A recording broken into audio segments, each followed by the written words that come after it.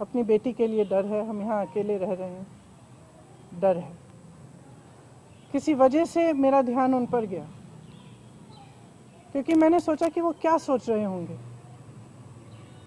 कि जिस सरकार के मंत्री के बेटे ने उनके पति को कुचला, जो प्रधानमंत्री उसी दिन, शायद उसके अगले दिन लखनऊ आए, या शायद उसके 1-2 दिन पहले लखनऊ में थे। लखनऊ से उनका घर 15 मिनट में पहुंच सकते थे हेलीकॉप्टर में। वो क्या सोच रहे होंगे कि ये प्रधानमंत्री हमारे यहाँ नहीं आए, कुछ बोला नहीं, उन्होंने पूरी तरह से हथियारों का संरक्षण किया। आज भी उनके साथ मंच पर वो मंत्री खड़े हैं, वो आज माफ़ी मांग रहे हैं जब 600-700 किसान शहीद हो चुके हैं। क्यों मांग रहे हैं? क्या ये देश समझ नहीं रहा है कि चुनाव आ रहे हैं? उनको लग रहा होगा परिस्थितियां ठीक नहीं हैं। विधानसभा के चुनाव जो हैं उनका सर्वे आया है, उसमें उनको दिख रहा है कि परिस्थितियां ठीक नहीं हैं, तो अब चुनाव से पहले वो माफ़ी मांगने आ गए हैं। तो देखिए, हमें समझना पड़ेगा, जो सरकार है उसके ही नेताओं ने किसानों को क्या क्या नहीं बोला। आंदोलनजीवी, गुंडे, आतंकवादी, देशद्रोही, ये सब किसने कहा? जब ये सब कह रहे थे तो क्या हुआ? प्रधानमंत्री जी चुप क्यों थे? बल्कि उन्होंने आंदोलनजीवी शब्द बोला।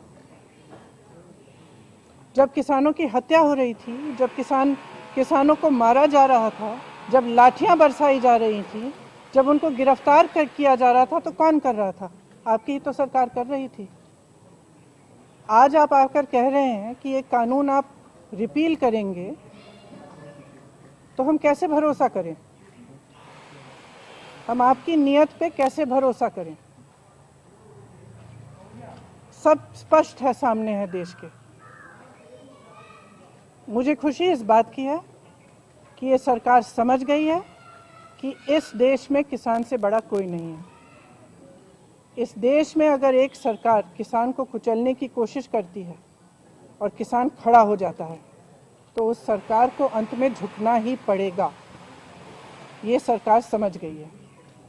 इस बात पर मुझे खुशी है, और मैं कहना चाहती हूँ कि जो किसान शहीद हुए इस पूरे आंदोलन में, कई किसानों के परिवारों से मैं पिछले पूरे साल में मिल रही हूँ, मैं मिली हूँ, मैं उनका दुख समझती हूँ,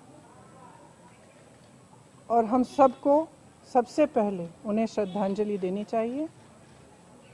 अगर सरकार सचमुच सीरियस है तो उनके लिए जो कार्रवाई होनी चाहिए, ख़ास तौर से जो लखीमपुर खीरी में हुआ, उस पर जो कार्रवाई सही ढंग से होनी चाहिए वो करनी चाहिए। मंत्री का बर्खास्त करना चाहिए, और इस पूरे देश में जो किसानों की आवाज़ उठी है, हम सबको उनके साथ हमेशा के लिए खड़ा रहना चाहिए। किसान की बहुत समस्याएं हैं, आज हर तरफ से मजबूर है, हर तरफ से वो कर्ज में डूबा हुआ है। मैं ललितपुर गई, ललितपुर में भी आपने देखा कि खाद की लाइन में खड़े खड़े उनकी मृत्यु हो गई। कुछ किसानों ने आत्महत्या की। तो किसानों की जो समस्या है, जिसके लिए किसान आंदोलन कर रहे हैं, उसको ठीक तरह से समझना, उनकी समस्याओं को ठीक तरह से सुलझाने का कर्तव्य हम सबका है। मैं ये भी कहना चाहती हूँ कि मुझे खुशी है कि जितने भी विपक्ष के दल हैं, सब ने पूरी तरह से समर्थन किया इस आंदोलन का, और किसान डटे रहे। हमारे भाई बहन जो दिल्ली के बॉर्डर पे भी थे और तमाम प्रदेशों में, सब डटे रहे, और आज हम उन सबको धन्यवाद देना चाहते हैं। जैसे मैंने कहा, जो शहीद हुए हैं उनको श्रद्धांजलि देना।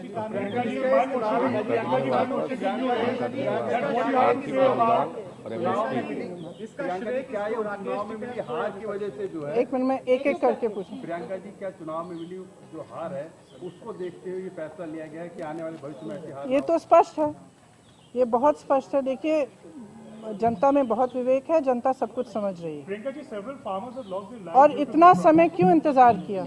इतना समय क्यों इंतजार किया?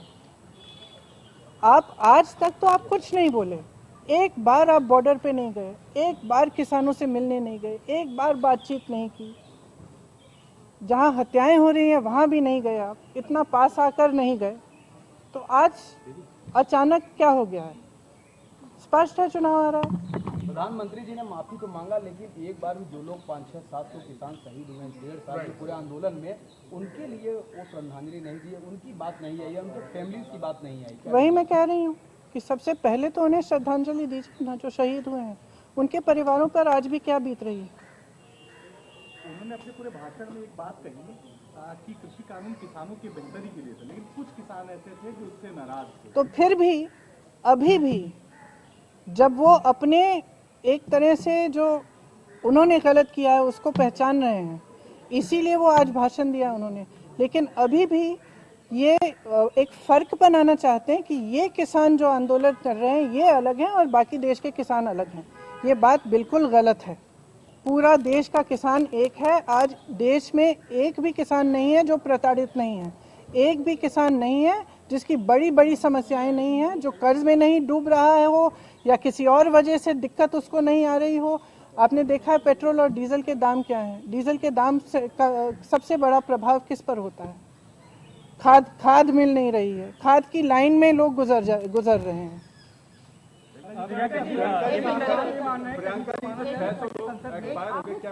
आपने पूछ लिया। जब तक संसद में बिल वापस नहीं हुआ था तब तक उसको अभी मानेंगे नहीं, खाली बिजलीबाजी का देखा जा रहा है जी, उसका भी समर्थन करते हैं कि आप वेट करेंगे कि जब वो वापसी होगी संसद में तब इसको पूर्ण रूप से माना जाएगा। देखिए, तमाम छोटी छोटी चीजों के लिए अध्यादेश लाते हैं, तो इसके लिए क्यों नहीं? क्या इसके लिए भी कोई योजना है कि जब चुनाव पास आएगा तब हम धूमधाम से इसको करेंगे? अभी क्यों नहीं करते?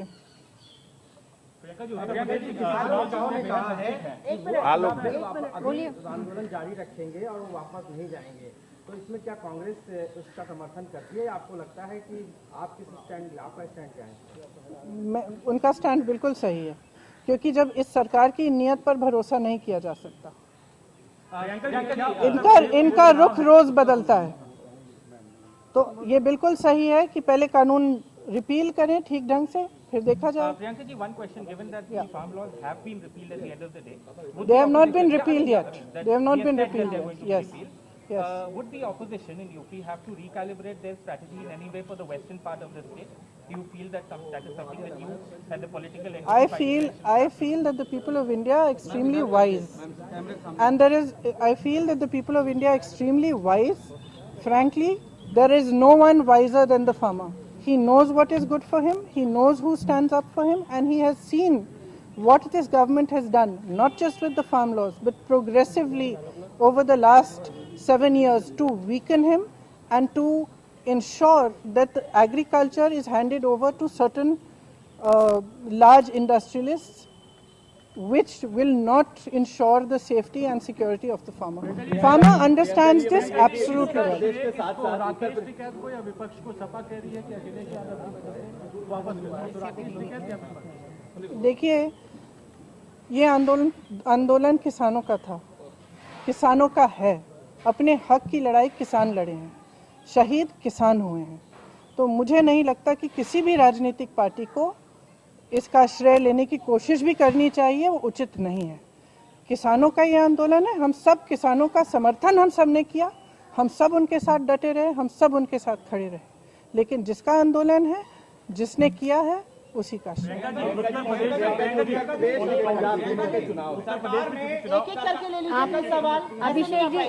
अभिषेक जी कई कानून बनाए हैं, कृषि कानून उसमें से आज वापस हुआ है।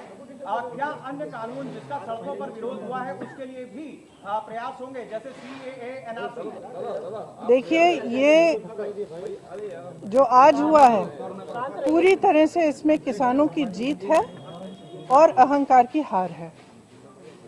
तो सरकार समझ रही है कि जब देशवासी, जब किसान खड़ा हो जाता है, जब डटा रहता है, तो उसी को झुकना पड़ता है, और ये मेरी तो आशा है कि आगे भी जो गलत कार्य ये सरकार करती है, जो गलत कानून लाती है, उनका विरोध होना चाहिए और सबको एकजुट होकर खड़ा होना चाहिए और सरकार को झुकना ही पड़ेगा। मेरे भाई ने शायद पिछले साल ही कहा था, एक बयान दिया था कि अंत में सरकार को झुकना ही पड़ेगा, क्योंकि किसान की जो शक्ति है इस देश में सबसे बड़ी शक्ति है, अन्नदाता है इस देश का।